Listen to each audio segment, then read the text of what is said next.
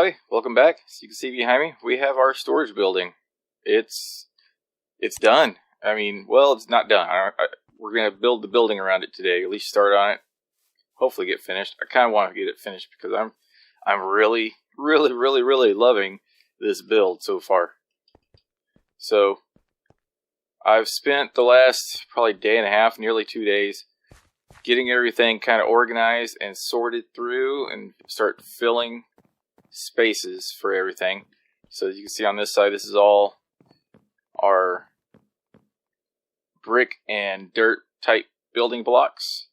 And I've started sorting these. Up here you have your stairs and slabs and walls, stuff that I'll carry on down for everything that has a stair or slab variant will go up in there. Same with all the sandstones. And the sandstones I had to use item frames because, well, the top side of sandstone, no matter which kind of sandstone it is, it all looks the same. So it didn't really work out this way, but this still works.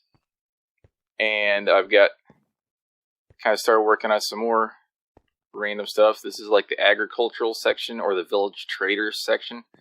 Got my sugar cane, which the farm has been producing a ton of sugar cane. I've also filled up 2 chests of paper, and I'll have overflow up here. I'm going to start trading that more heavily with my farm, with my whoever that is, the librarian over there. And then I also want to get a farmer villager over here so I can start trading pumpkins and melons with him. We'll set up a pumpkin and melon farm for that because that's one of the most lucrative trades in the game is the pumpkin and melon trades. You get a ton of XP and a ton of emeralds from that. But yeah, it carries on. Here's all my food stuff and seeds and grewables and then fishing stuff. And it just kind of goes down villager workstations. Once we get a trading hall, these will start filling up. Yeah, and I've just kind of been trying to keep things logically organized. Here's the wood. There's a lot of empty spaces over there. And, just random mob drops. What I'm loving about this is there's so much available chest space that every single item has its own chest. Like, I don't have to double up chests, like have a mob drop chest. And then once that fills up, what do? Each mob drop, it's individually has its own chest. And I still have all these that are unspoken for. So when the update comes through, we'll have plenty of room. And this is what I call a rainbow row. So I have all the different colors of terracotta, all 16 colors variants, all 16 glazed variants, which I just glazed up one to put in the item frame. I don't know how much of this I'm actually going to use, but if I do use it, I want to have a place to put the extra. So there it is. All stained glass. Over here is the hardened concrete and concrete powder. I didn't auto sort those because I don't know how much of these I'm going to use. And I was starting to run out of room up here, and I was getting a little nervous because when the Nether update comes down, I want to make sure I have plenty of room to auto sort all the new blocks from the Nether. So I decided to put these in there, just the regular chests, and they're all organized by color. And then you have the different color wools because we're going to be producing a whole lot of wool once we get our wool farm going. And the carpet variants go up top, and then these are all unspoken for. Yeah, so that's done. And I'm going to keep kind of all of the chests inside the house. They're filled with random junk and everything. I've been gone. They're gone. The house is empty now, and it looks really empty. So I'm going to have to figure out what I'm going to fill this place up with, or just maybe leave it like it is. Who knows? But yeah, all those chests are gone. All the random chests sitting around this area are gone.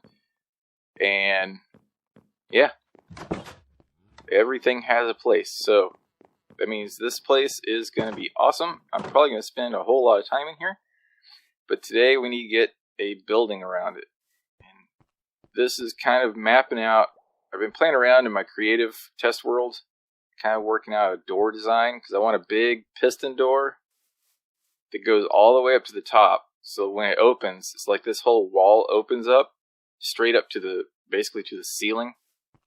And then it's just going to be, this floor isn't going to connect to the front wall. It's just going to be like that. So you come in, and this whole area right here is just going to be all the way up to the ceiling, and then you have your elevators and whatnot, and you can come back through. So that's I've been working out, and still don't have like, I have a block palette in mind. I haven't like set it down to look at it just yet, but it's going to kind of continue with this theme here on the outside. So, oh, another cool thing is remember I mentioned I need to make sure I have access to the back so I can put filter material or the items in there when I get new items to put in the sorter. So I just put these little sticky piston doors right here, come through, I can do what I need to do, and then I can just exit, and it fits in flush. I tried to find a different way to activate it other than a lever, but just a lever is the simplest way to do this. And up top, I have the same on each corner in the top, and behind this corner here, there's a bed. So if I get stuck in here at night, I can go sleep and reset the day real quick. So I've just been kind of moving in really for the last day and a half. So now I'm ready to actually make it a building. And this thing's going to dwarf our house, but I like the fact that we have this little starter house here right next to this giant building. There's going to be other giant buildings all around here because this has taught me, because of all this smooth sandstone that has to be smelted.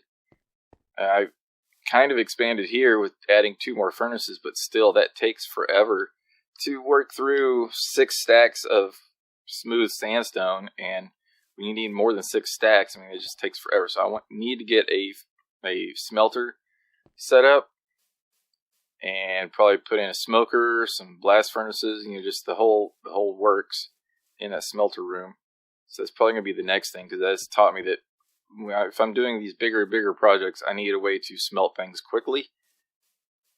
And that's going to be next. So that's going to be another big building. I swear I'm just going to start putting big buildings throughout this whole area with farms and different stuff like that, going all the way down this way. It's just going to fill in all back this way towards the village area. That's the plan. So this is build number 1 in that plan. So I'm going to go sleep, reset the time, and then I'm going to start working on this door here. And I'll bring you guys back in once I have some progress done on that. So let me just go back here to my super secret bat cave that isn't super secret or a bat cave, but still, it works for me. And there we go.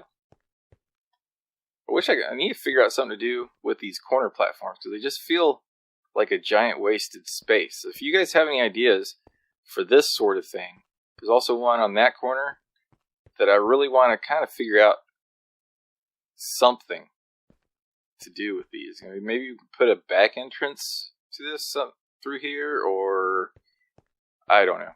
I'm trying to I'm thinking. I think once we get a building around it, we'll figure it out. But anyway, yeah, I'm going to get to work. I'll check in with you guys in just a bit. I've got one half of the door done, and it closes and it opens again.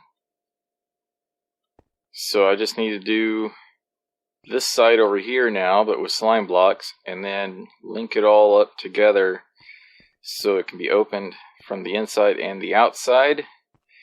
And I have struggled to find a better way to do it other than a button, but I need the double pulse that the button provides, and my redstone skills are not advanced enough to try to figure out a workaround. So it's not the most elegant solution, but it's functional, and I think it'll work. Anyway, so now I'm just going to build up the other side and try to make it look a little bit more like a door. So that's what I'm going to... This thing is massive. This is going to be a huge door. Love it. Whoop. Alright, well, yeah.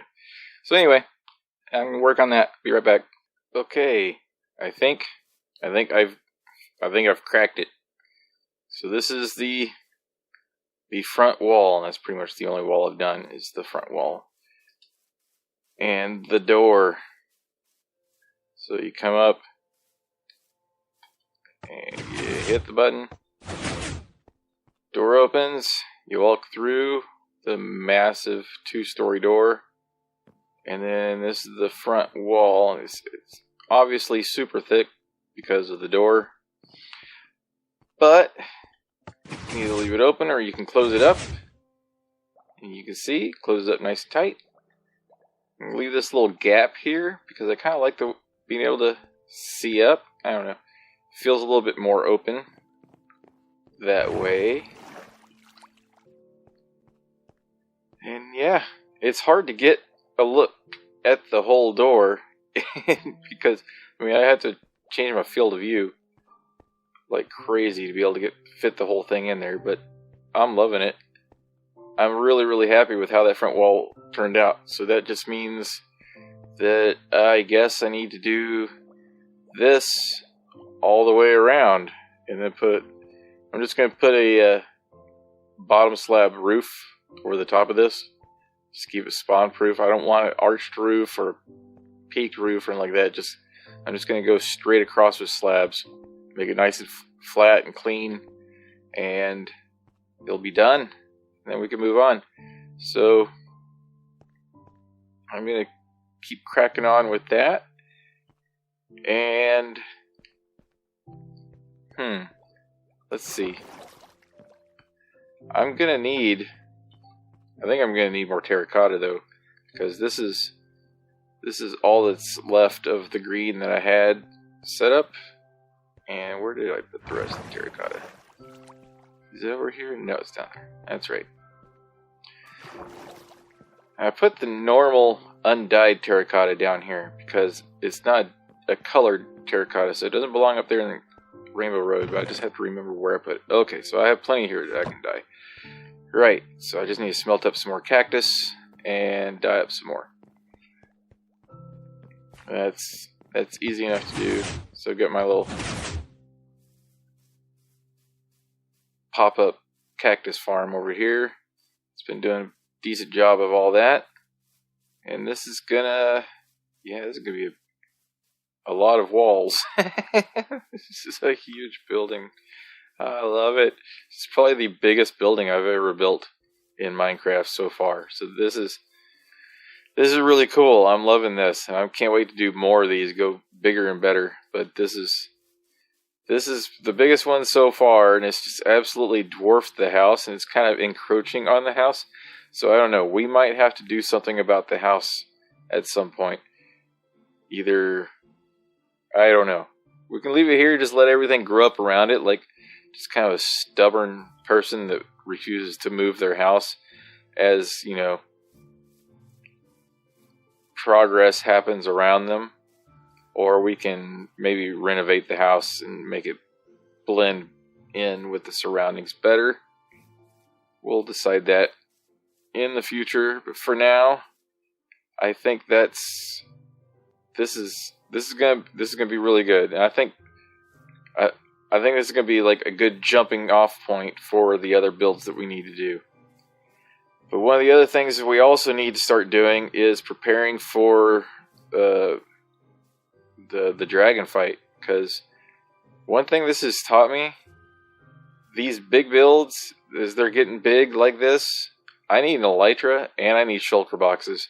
So that means we gotta go to the end, and to do that we gotta fight the dragon. So we might start prepping off and on, like throughout the episodes, from building to prepping for a dragon fight, and then probably go fight the dragon here in a few, maybe 2 or 3 episodes from now.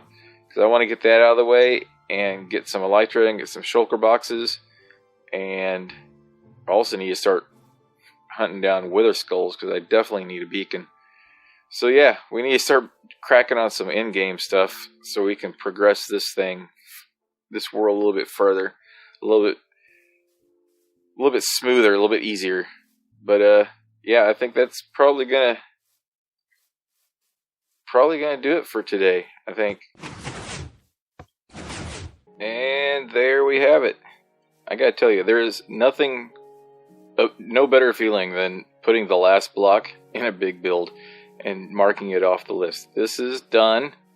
I tried to repeat the same pattern from the front all the way around, but I couldn't because I ran into an issue with the sorting circuit. That line of green terracotta right there is actually a part of the sorting circuit. so I can't put any solid blocks above it inset or anything like that. So I had to do these little lines, which I think worked out really, really well on these long walls, and just kind of making it slightly understated but also tied in with the rest of the build. I think it looks really, really nice. It just has that warehouse feel to it, which is exactly what I was going for. So yeah, this is probably one of my favorite builds I've ever done. I'm loving this thing. This thing is awesome, and it's gonna be great going forward. Like, there's plenty of room to grow into this thing. Like, the whole upper stairs portion of it is practically unused at this point, except for the sortable stuff. I mean, it's got all the colored things, which really don't have anything in them. I mean, there's just the bare minimum I needed to put the little markers in and then get the sorting circuit set up in the back. But yeah, there's tons of room. All of this is unclaimed. This is kind of reserved for 116 stuff, the new blocks and everything. And then all of this is pretty much empty as well. So the whole upstairs is yet to be filled, aside from here. I mean, this part over here with the concrete and then other dye blocks and such. So I've just been out there removing my cactus farm, because I don't need green dye right now, so it can go away. But yeah, this thing has been great.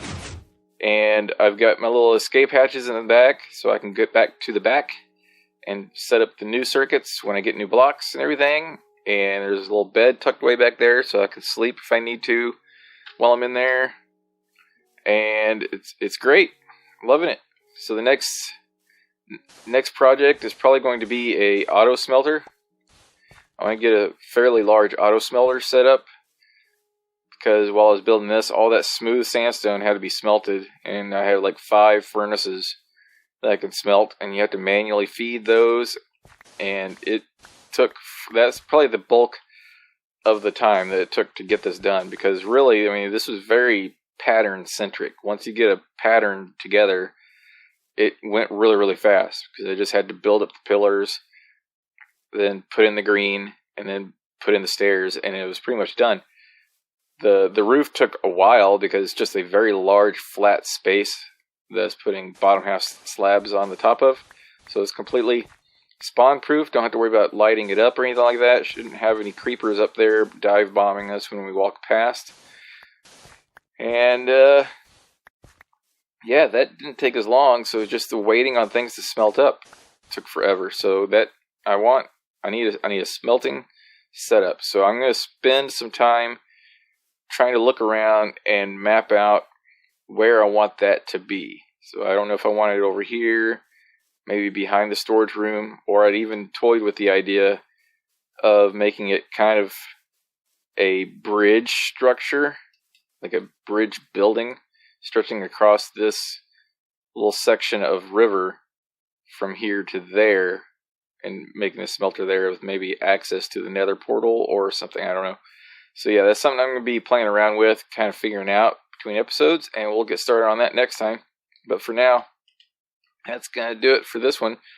Thanks for watching. If you liked what you saw, don't forget to leave a like, and if you want to see more, don't forget to subscribe. Thanks so much. See you next time. Bye-bye.